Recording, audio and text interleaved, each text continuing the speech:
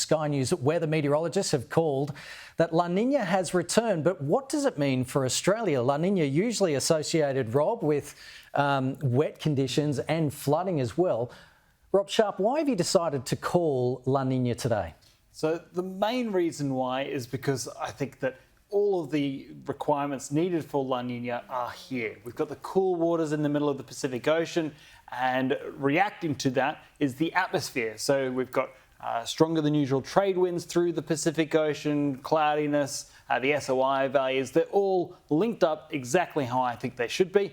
But the Bureau are not making such a call because they're not taking into account the relative Nino values and just looking at the traditional values. Yeah, so we had some pretty bad flooding going on around 2022, 21, those years. Are we going to see flooding returned to that sort of nature, and what areas are most likely to be affected? It's always really hard to say. So with La Nina and any climate forecast, we're just talking about the odds increasing of those kind of things rather than saying we're predicting a flood in this location or this location. You can't do that. But what I am saying is that particularly for Queensland and also for northern WA, for a completely different reason, there's an increased chance of wet weather and flooding through the next few months. And this is 4 out of 5 years, isn't it? Is that unusual?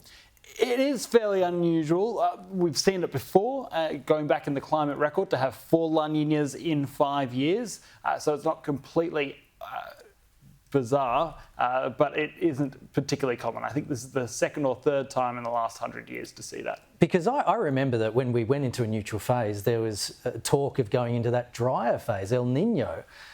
So that seemed to dissipate pretty quickly. Yeah, so we did have El Nino, but it did dissipate fairly quickly, and it felt like it ended really quickly because we saw increased rain straight off the back of El Nino. In fact, whilst we were still officially in one, we saw increased wet weather for Australia.